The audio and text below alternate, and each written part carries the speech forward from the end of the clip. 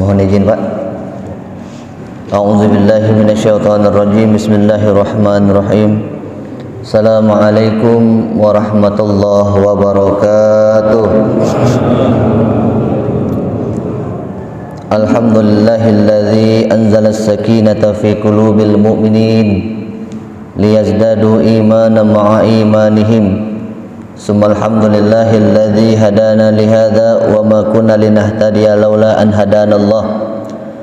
Asyhadu an la ilaha illallah wahdahu la syarika la wa asyhadu anna Muhammadan abduhu wa rasuluh. Allahumma shalli ala sayyidina Muhammad wa ala alihi wa ashabihi rasulillahi ajmain. Bapak, ibu-ibu, jamaah salat subuh yang insyaallah dirahmati oleh Allah Subhanahu wa taala. Tentu yang saya hormati, saya muliakan Bapak Haji, Ibu Haja, para ustadz wal ustazah, tokoh masyarakat, pengurus masjid dan anggotanya yang insyaallah dirahmati oleh Allah Subhanahu wa taala. Mengawali jumpa kita pada pagi yang berbahagia ini, tentu bersyukur kepada Allah Subhanahu wa taala adalah sebuah keharusan, yang mana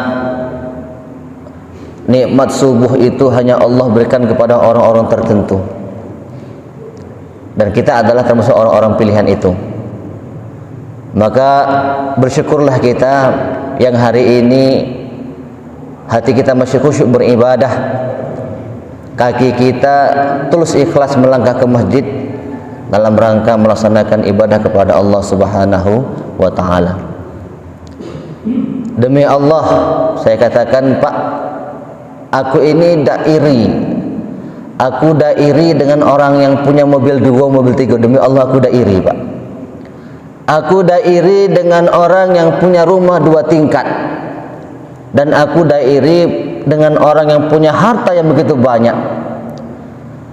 Tapi demi Allah, Pak, aku iri nian dengan bapak-bapak di sini yang mulai uzur manakala terdengar suara azan, hati bapak istiqomah untuk sholat jamaah ke masjid. Karena jarang yang model itu, Pak. Orang bisa beli mobil berapapun yang dia mau, orang bisa buat rumah berapa tingkat yang dia kehendaki, orang bisa beli tanah berapa luas yang ia mau. Tapi hanya sedikit orang yang meneguhkan hatinya manakala terdengar suara azan, berbondong-bondong mereka datang ke masjid, dan itu istiqomah sepanjang hidupnya. Dan mudah-mudahan, Pak, kita semua istiqomah. Kemudian salawat dan salam semoga selalu tercurahkan keharibaan Nabi Allah Muhammad sallallahu alaihi wasallam beserta kerabat, sahabat, dan para pengikut hingga akhirnya. Dan mudah-mudahan salawat yang kita agungkan kepada beliau ini menjadi syafaat, menjadi wasilah kita di yaumil kiamah. Bapak, ibu-ibu yang saya hormati, ada sebuah kisah tertulis dalam kitab Kanzul Akhbar. Manakala kiamat telah terjadi dan manusia Allah bangkitkan dari alam kuburnya, dikumpulkan di padang mahsyar, ditimbang amal perbuatannya, maka sampailah manusia pada satu fase, yaitu manusia akan menerima balasan dari apa yang ia lakukan. Ada golongan kanan yang Allah antarkan mereka dalam surganya Allah Subhanahu wa taala. Namun tidak sedikit golongan orang-orang kiri yang Allah masukkan ke dalam nerakanya. Jadi suatu ketika Nabi Adam alaihissalam itu melihat sosok manusia dari umat Rasulullah Muhammad sallallahu alaihi wasallam itu sedang dieret oleh malaikat Jabaniyah menuju ke neraka. Dilihat oleh Nabi Adam alaihissalam, oh ini umat Muhammad. Ini umat Muhammad yang oleh malaikat sedang diseret-seret menuju ke nerakanya Allah Subhanahu wa taala. Kemudian Nabi Adam alaihissalam bergegas menemui Rasulullah. Wahai Muhammad, ya Habibullah, sesungguhnya aku melihat salah seorang dari umatmu sedang diseret oleh malaikat Jabaniyah menuju ke neraka. Tahu umatnya diseret ke neraka, bergegas Rasulullah, bangkit, tolong ya Adam, enjuk tahu di mana umatku itu. Berjalanlah mereka. Sampailah memang di sebuah tempat, kemudian Rasulullah melihat dengan mata kepala sendiri seorang hambanya sedang diseret dengan kasar oleh malaikat Jabaniyah. Melihat umatnya hal ini demikian, Rasul berkata, "Ya malaikat, berhentilah." Malaikat itu Pak sifatnya maksum, muti, dia tidak pernah berbuat salah dan dia tidak pernah membantah perintah Allah. Kalau kata Allah seret, tidak ada yang bisa menghentikan kecuali Allah yang menghentikan. Maka ketika Rasulullah SAW berhenti, wahai malaikat, terus malaikat. Dia apa? Dia hanya patuh kepada perintah Allah. Terus diseret. Sampai akhirnya terdengar sebuah suara, "Wahai malaikat Jabaniyah, berhenti dan patuhi seruan kekasihku Muhammad SAW." Berhenti malaikat itu Pak. Ditanya, "Apa nih salah umatku ini?" Setelah ditimbang, "Wahai Rasulullah, umatmu ini banyak niat banyak dosa timbang amal baiknya. Mohon sekarang aku mohon balikkan ketimbangan, timbang ulang." Bawalah ketimbangan tadi Pak. Dibawa balik, ditimbang, ternyata benar.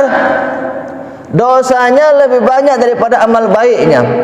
Nah, lihat Rasulullah, umatmu ini ahli maksiat, dosanya lebih banyak timbang amal baiknya. Kemudian baginda Rasulullah sallallahu alaihi wasallam dalam kitab ini dijelaskan, merogoh koceknya kemudian meletakkan secari kertas.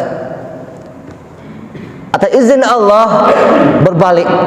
Yang awalnya berat amal buruknya berbalik berat amal baiknya, yang artinya dia berhak menjadi ahli surganya Allah Subhanahu wa taala.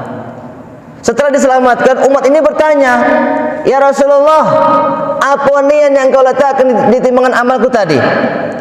Kata Rasulullah sallallahu alaihi wasallam, "Umatku, ketahuilah bahwasanya secari kertas yang kau letakkan tadi itu adalah orang-orang yang adalah pahala salawatmu yang selalu engkau ucapkan kepadaku, dan aku catat itu." Artinya apa Pak? Rasulullah sallallahu alaihi wasallam, manusia yang kita agung-agungkan, manusia yang kita puji-puji, tidak lupa dengan kita. Nah, di antara balasan itu adalah ketika Rasulullah sallallahu alaihi wasallam akan memberikan syafaatnya melalui orang-orang yang gemar bersalawat kepadanya.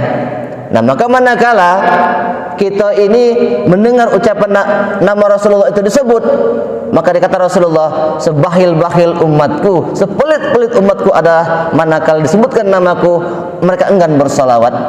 Allahumma sholli ala Sayyidina Muhammad wa ala ali Sayyidina Muhammad. Mudah-mudahan Pak, salawat ini yang kita sampaikan ini menjadi jembatan kita meraih syafaat Rasulullah sallallahu alaihi wasallam. Tapi iya Pak, kadangkala kita ini kan terbuai oleh sebuah amalan kecil besar pahalanya, kemudian melalaikan hal-hal yang wajib. Kalau seandainya salawat bayi pacak masuk surga, ngapain kita sholat? Ada pula yang model itu Pak. Sama Pak, aku pernah ditanya Pak, ini dia menurutku agak liberal. "Ustadz, iya Pak, apa atau bagaimana pahala orang-orang yang puasa di bulan 6 hari di bulan Syawal?" Saya kata begini, orang yang berpuasa 6 hari di bulan Syawal, maka pahalanya seperti berpuasa 1 tahun penuh. Kalau cak itu Ustaz, aku boleh milih puasa Syawal, baikku nggak puasa Ramadan. Kenapa? Puasa 6 hari di bulan Syawal, pahalanya 1 tahun penuh. Tahun depan cak itu baik 6 hari baik, pahala 1 tahun penuh. Mendipikir-pikir Pak, bagi orang kita yang awam ini Pak, masuk akal. Masa ada kira-kira Pak? Cukup 6 hari baik, setahun Bu puasanya. Nah, tapi kan kita ini punya iman, kita ini punya akidah. 6 hari baik pahalanya seperti 1 tahun penuh, apalagi 30 hari. Nah, maka salah satu sebab orang kenapa enggan beribadah lantaran tidak tahu betapa besarnya pahala yang akan diperoleh manakala ibadah itu dilakukan. Kita ini Pak yang tahu sunnahnya baik Pak ya, 2 rakaat qobliyah subuh pahalanya seperti bumi dan isinya. Cak mana wajibnya? Tidak terhitung lagi itu.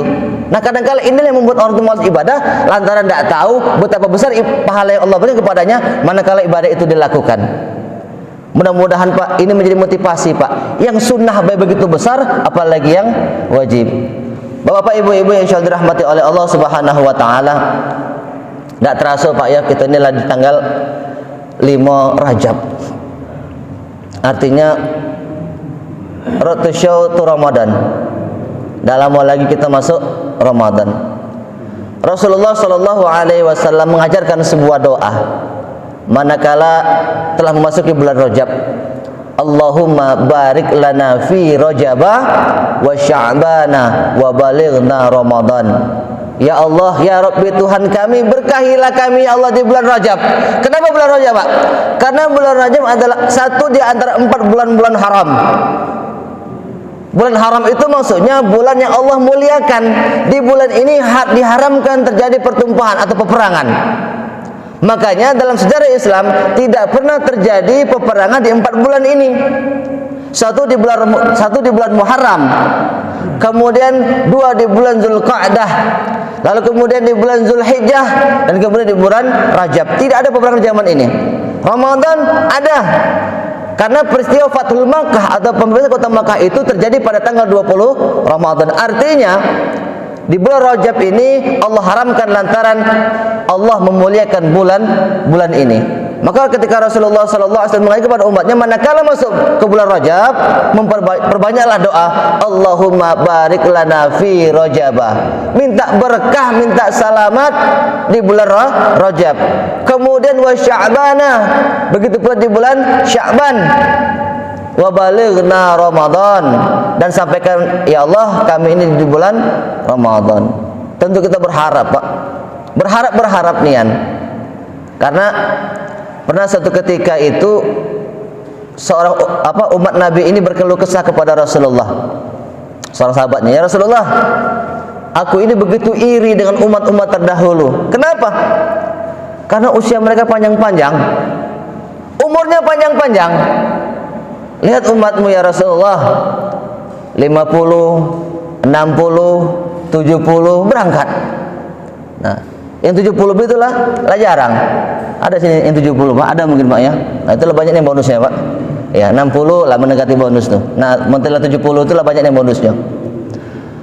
Kemudian Rasulullah untuk menggembirakan hati umatnya, umat terdahulu memang usianya panjang-panjang, dan panjangnya usia tidak menjamin solehnya amal. Nah, hari ini umatku atau kalian semuanya usianya relatif pendek. Tapi ingat, dalam usia itu, dalam bulan-bulan yang kalian lalui itu, ada waktu-waktu yang Allah khususkan, yang mana bulan ini tidak Allah berikan kepada umat-umat terdahulu.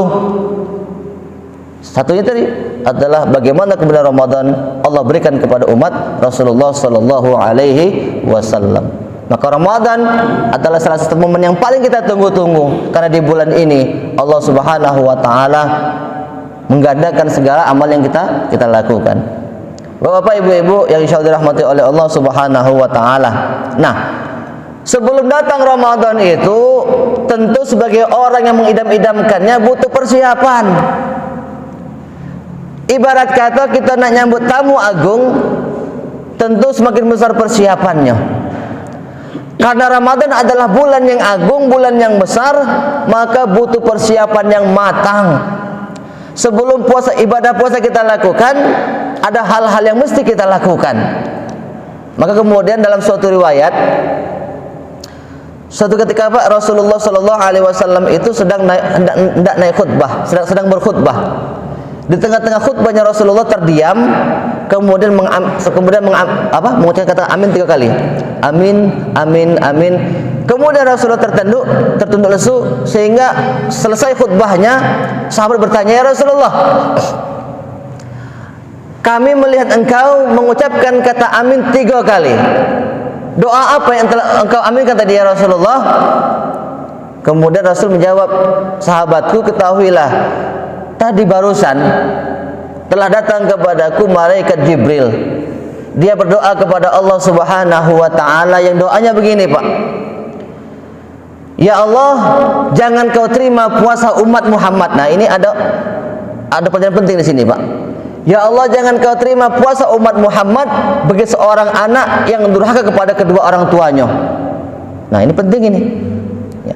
Jadi tidak ada guna bagi seorang anak yang berpuasa manakala perilakunya, perbuatannya, ucapannya menimbulkan kedurhakaan kepada kedua orang tuanya. Dan Allah enggan menerima puasa seorang anak yang durhaka kepada Allah Subhanahu Wa Taala. Doa itu dibacakan oleh malaikat yang maksum. Doa itu dipanjatkan oleh malaikat yang tidak pernah berbuat dosa kepada Allah Subhanahu wa taala, dan doa itu diaminkan oleh Rasulullah sallallahu alaihi wasallam, dan artinya maka mustahil doa itu tidak diijabah oleh Allah Subhanahu wa taala. Lalu yang kedua, ya Allah, jangan kau terima puasanya umat Muhammad bagi seorang mukmin atau muslim yang mendiamkan saudaranya. Tidak halal bagi seorang muslim kita ini Pak mendiamkan, tidak menegur, mengacuhkan saudara seiman kita. Tidak halal Pak, artinya haram. Bahkan Rasul katakan tidak halal selama tiga hari. Ini kadang kita bertahun-tahun tidak teguran dengan uang. Nah, jadi momen yang model ini Pak, ini menjadi sebuah momen yang sangat berharga. Rasul memberikan gambaran, Rasul memberikan arahan, wahai umatku, jika seandainya puasamu ingin diterima, maka berbuat baiklah dengan saudaramu. Berselisih paham itu hal yang wajar Pak. Kita artinya jangan mengedepankan ego kemudian mengesampingkan ibadah. Kadang orang mengedepankan ego kemudian mengesampingkan ibadah, inilah yang fatal. Artinya wa kam min shaim laisa lahu min siyamihi ila ju'i wal atas. Betapa banyak manusia yang berpuasa tidak dapat apa-apa dari puasanya kecuali hanya lapar dan dahaga baik. Dengan bapaknya bagus, kemudian dengan anak-anaknya bagus, baca Qur'annya lancar, sedekahnya banyak, tahajudnya banyak, tapi pernah menyakiti hati tetangganya, maka ini termasuk salah satu puasa yang tertolak oleh Allah Subhanahu wa taala. Karena puasa itu istimewa, Pak. Dalam sebuah hadis dikatakan as-saumu li wa ana azzabih. Saum itu untukku kata Allah. Karena yang menilai itu langsung Allah Subhanahu wa taala. Kalau ibadah-ibadah yang lain melalui catatan malaikat. Kalau puasa langsung Allah Subhanahu wa taala yang memberikan penilaian. Itu dalam sebuah hadis qudsi. Bapak-bapak, ibu-ibu yang insyaallah dirahmati oleh Allah Subhanahu wa taala. Lalu yang ketiga, Pak.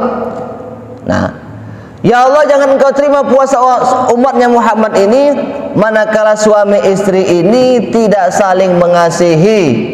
Ramadan datang tapi masih bebalah, tidak teguran, tidak saling ngawil. Istri tidak mau melayani suaminya dan suami tidak bertanggung jawab terhadap istrinya.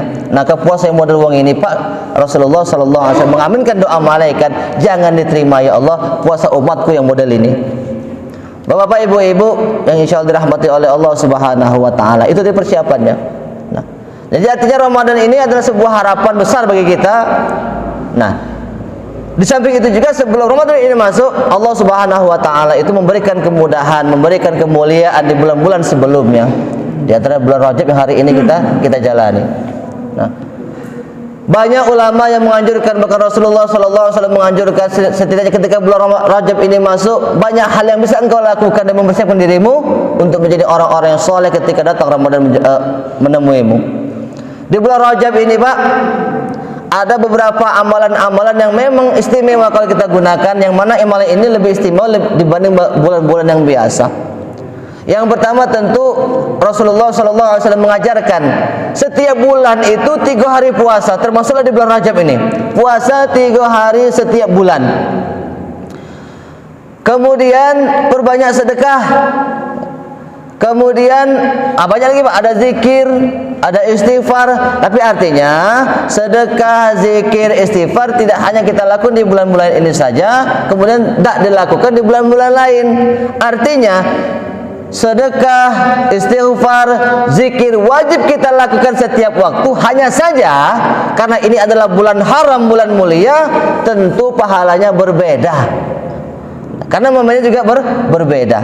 Nah, maka beristighfar kepada Allah Subhanahu wa taala juga adalah salah satu wasilah atau cara yang bisa kita lakukan untuk membersihkan jiwa kita. Karena jiwa kita ini kotor nian, Pak. Kita berusaha untuk ikhlas. Ada baik hal-hal yang membuat kita menjadi riya. Inni akhafu ala ummati arya. Sesungguhnya hal yang paling aku khawatirkan atas umatku adalah riya, Pak. Riya ini merusak nian, Pak. Berbanyaklah, berjuta-juta kita bersedekah, setitik riya hilang sedekah itu, Pak. Tiap hari kita puasa, setitik kata riya, hilang amal puasa itu, Pak. Tiap hari kita sholat jamaah ke masjid, tahajud, duha, ada riya di hati kita, maka hilang pahala itu. Inni akhafu ala ummati ar-riya. Sesungguhnya yang paling aku takutkan dalam diri umatku adalah rasa riya yang bercokol dalam hatinya. Mudah-mudahan, Pak, setiap amal yang kita lakukan murni ikhlas karena Allah Subhanahu wa taala.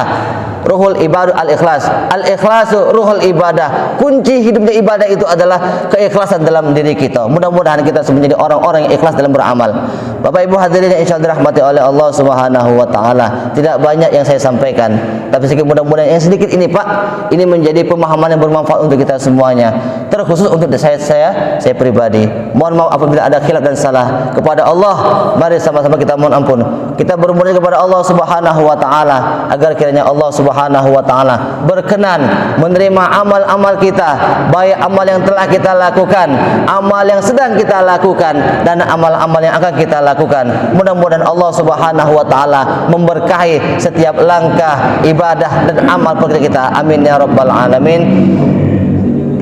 Cukup sekian yang dapat saya sampaikan. Akhirul kalam. Assalamualaikum warahmatullahi wabarakatuh. Pak Haji, boleh Pak Haji? Nah, aku ini setuju dengan Pak Haji. Haji apa? Haji? Aku lupa namanya. Haji ya. Haji Zakaria. Aku lupa. Memberikan ceramah kepada kita semua, semoga dapat manfaat bagi kita dan dapat kita dan menjadi kita sehari-hari. Mungkin itu yang saya sampaikan, dan kurang saya mohon maaf. Wabillahi taufiq wal hidayah. Wassalamualaikum warahmatullahi wabarakatuh. Waalaikumsalam warahmatullahi wabarakatuh. Boleh Pak Haji? Assalamualaikum warahmatullahi wabarakatuh. Waalaikumsalam warahmatullahi. Dalam beribadah kita itu kan nggak hanya dengan banyaknya ya, seperti berkualitas ya. dan bermutu. Sekarang ini kita sudah menemukan banyaknya sedikit kualitas dan kuantitas. Nah, sekarang ini supaya ibadah itu berkualitas dan diterima. Nah ini bagaimana kiat-kiatnya supaya jangan sia-sia itu beda. Nah, jadi ibadah itu Pak, yang benar kualitasnya apa kuantitasnya, mutunya atau jumlahnya. Ya. Kalau ibarat kita makan Pak, makan itu yang kita makan ini yang baik itu banyak tidak bergizi atau sedikit bergizi. Kalau kita diberi pilihan yang model itu Pak, kira-kira tentu kita lebih memilih sedikit tapi bergizi. Karena apa? Yang sedikit ini lebih bermanfaat ketimbang makan yang baik cuma tidak ada manfaatnya. Itu kira-kira gitu ya. Nah, jadi artinya setiap ibadah yang kita lakukan itu perhatikan mutu daripada ibadah itu sendiri. Ya. Maka Rasulullah itu mengatakan, ibadah itu, sedekah itu dosa banyak-banyak, Pak. Dosa 10 juta, dosa 9, enggak usah. Tapi cukup 10.000 tapi tiap hari. Tiap hari, Pak. Ikhlas. Benar tuh, Pak.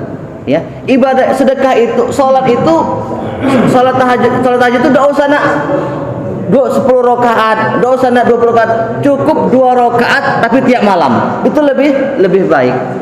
Jadi Pak, ibadah itu yang penting kuantitas mutu ibadah itu sendiri. Lalu yang kedua, bagaimana kiat kita ibadah kepada Allah Subhanahu wa taala agar ibadah itu diterima oleh Allah Subhanahu wa taala. Pak, masalah diterima atau tidak sebuah ibadah itu bukan haknya manusia. Diterimanya ibadah itu adalah hak mutlak milik Allah Subhanahu wa taala, namun manusia berhak berusaha agar ibadah itu diterima.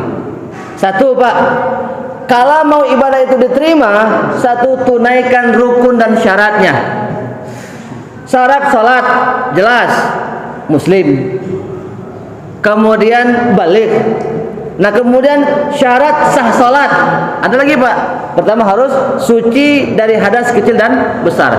Kalau rukun, syarat dan wajib salat itu sudah kita penuhi, maka ada kemungkinan salat itu diterima. Kemudian hal yang menjadi dasar juga adalah salat itu ikhlas lillahi ta'ala. Karena al-ikhlas ruhul ibadah. Ruhnya ibadah itu ada pada ikhlas. kunci ibadah itu Pak diterima atau tidak ada pada ikhlasnya. Saya katakan tadi 10 juta dengan 10.000 asal ikhlas 10.000, maka Allah lebih menerima yang 10.000 karena dasar ikhlas. Nah, kemudian mana atau cak mana cara supaya kita ikhlas? Kemarin sudah saya kasih tip Pak ya. Supaya ikhlas itu cuma 2 L kan? Lakukan, kemudian lupakan. Bismillahirrahmanirrahim, ya Allah, niat karena Engkau. Sudah, setelah kita berikan, kita tunaikan, lupakan. Itu tidak mungkin Allah lupa. Allah tidak mungkin lupa karena setiap amal gimana? Lagi Pak Haji. Beliau ini Pak guru aku. Nah ini kita sambil makan lah. Nah jadi artinya kiat-kiat ibadah itu Pak, satu tunaikan dulu Pak rukun-rukunnya, syarat-syaratnya. Makanya penting kita belajar. Karena mohon maaf nih Pak, aku masih nemu orang wudu itu Pak, mohon maaf wudu nih sebatas ini Pak wudunya. Demi Allah Haji, sebatas ini wudunya. Lah berumur. Nah inilah penting kita belajar. Semua tadi ini anak TK kita maklum ya, anak TK. Lah karena rukunnya kurang. Salah satu sahnya wudhu itu satu apabila wudhu itu sesuai dengan rukunnya. Nah di antara rukun salat itu membasuh tangan sampai ke siku. Itu rukun Pak. Mana sampai berarti kurang. Nah menwudhunya tidak benar, mana ibadah yang lain. Nah, jadi artinya penuhi dulu rukun-rukunnya. Memang untuk menerima atau tidak sholat itu atau ibadah itu mutlak hak Allah, bukan hak kita.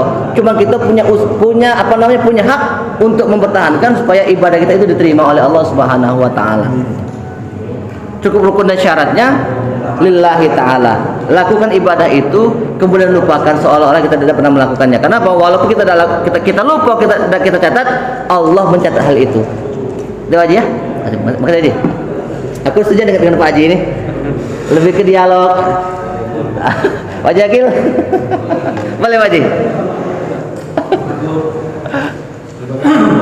Pak Haji. Karena ada katakan pas takbir, Apa? Beribadahlah sesuai kemampuan. Itu kan. Kalau kita uraikan masalah hadis ini tidak selesai. Panjang. Yang penting kita tadi itu kualitas. Iya. Penting kita suruh dan ikhlas. Itu sudah persoalan dulu, sudah dibahas dulu. Tapi ini satu ketes Ustaz ya. Kemudian ini kan saya sering baca dulu kan, dan banyak terjadi di dalam kita ini sholat kan setelah pada saat ini apa namanya imam atau apa namanya khotib sudah naik mimbar kan, itu datang. Itu sholat apa namanya ke masjid atau sholat qobliyah Jumat. Itu kan satu. Yang kedua, kita lama duduk sini kan. Kemudian sudah, cuma kita lupa pada saat itu kita melaksanakan qobliyah Jumat. Nah, habis itu kita pada saat apa namanya khotib sudah berdiri di mimbar, kita lanjutkan qobliyah Jumat. Apa itu? Dulu, baru yang kedua. Masalah sholat qobliyah Jumat Pak. Nah ini perlu saya sampaikan. Ada semacam ikhtilaf, perbedaan pendapat tentang apakah ada sholat qobliyah Jumat atau tidak. Karena begini Pak, pada hari Jumat waktu zuhur itu tidak berlaku sholat zuhur bagi laki-laki. Bagi laki-laki hanya wajib sholat zuhur. Nah ketika setelah azan zuhur itu maka ada sholat sunnah rawatib namanya sholat qobliyah zuhur.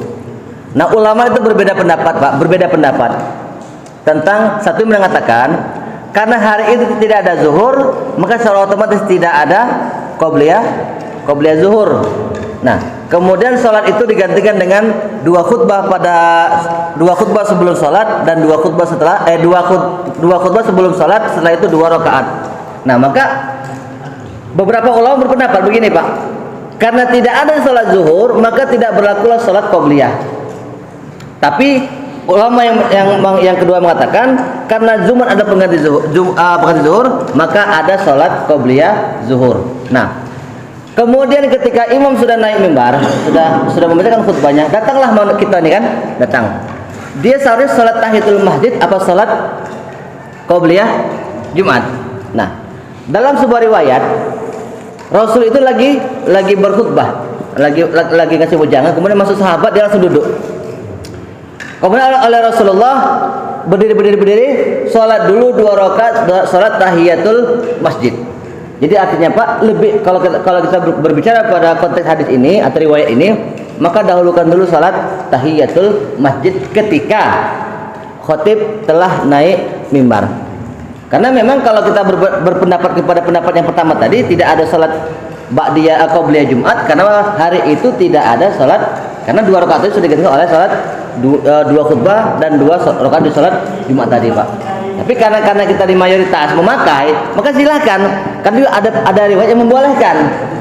Ada riwayat yang membolehkan tentang salat sunnah qabliyah Jumat, dan itu hampir disepakati oleh ulama Indonesia tentang diperbolehkannya melaksanakan 2 rakaat qabliyah Jumat.